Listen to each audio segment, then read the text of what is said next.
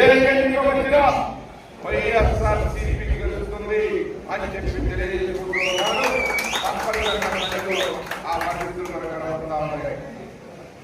అదేవిధంగా రేపు 5 ఏళ్ళు తప్పదు కాబట్టి అంటే ఇప్పుడు ఇంకా 3.5 సంవత్సరాలు 3 సంవత్సరాలే తెలంగాణ కాబట్టి వాళ్ళు పెద్దలో ఈ ఊరేది అయినా కానీ మీరు ప్రజలకి హామీలు నెరవేర్చేదాకా జగన్మోహన్ రెడ్డి గారి నాయకత్వంలో వైఎస్ఆర్ కాంగ్రెస్ పార్టీ పోరాటం చేస్తుంది. పోరాటాలు ఆపేయలేదు.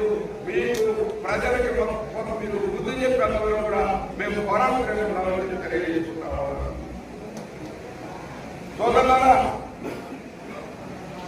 జగన్మోహన్ రెడ్డి గారు ప్రతి ఒక్క దాన్ని కూడా తిరిగి విమర్శించడం తప్ప ఒక కరసంగా సమగ్రంగా అవగాహన మనకి వచ్చేటటువంటి డబ్బులకి మనం ఖర్చు పెట్టేదంతా బడ్జెట్ పెట్టి అది ఆయోజనగా ఉంటే ఆ బడ్జెట్ రోజు ఢిల్లీ పోయి 4,000 కూడా కావాలి. ఏదో పాటలు సూచనలు ఈ కష్టం ఈ పరిస్థితుల్లో ఉన్నామని చెప్పి చెప్పుకున్నారు.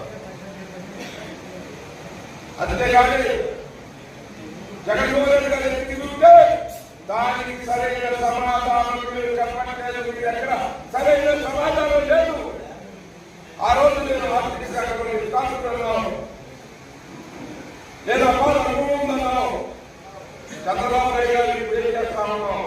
ఏది మా ఆడపడులకి 1,500 రూపాయలు ఏది అని అడుగుతా ఉన్నారు. మా నిరుద్యోగులకి 3,000 రూపాయలు ఏది అడుగుతా ఉన్నారు.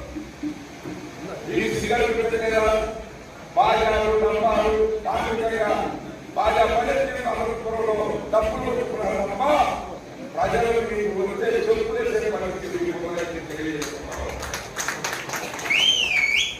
ఎందుకంటే మేము చెప్పాలి ఈరోజు మీరు చెప్పారు కట్టేలు పెట్టి ఏం చేశారు? చంద్రబాబు ఏం చేశారు? మన రోడ్లన్నీ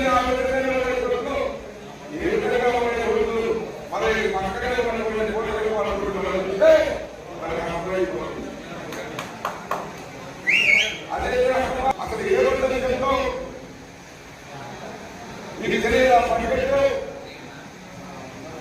ఈరోజు ప్రజల యొక్క సంక్షేమాన్ని అభివృద్ధిని విస్మరించి మీరు దాని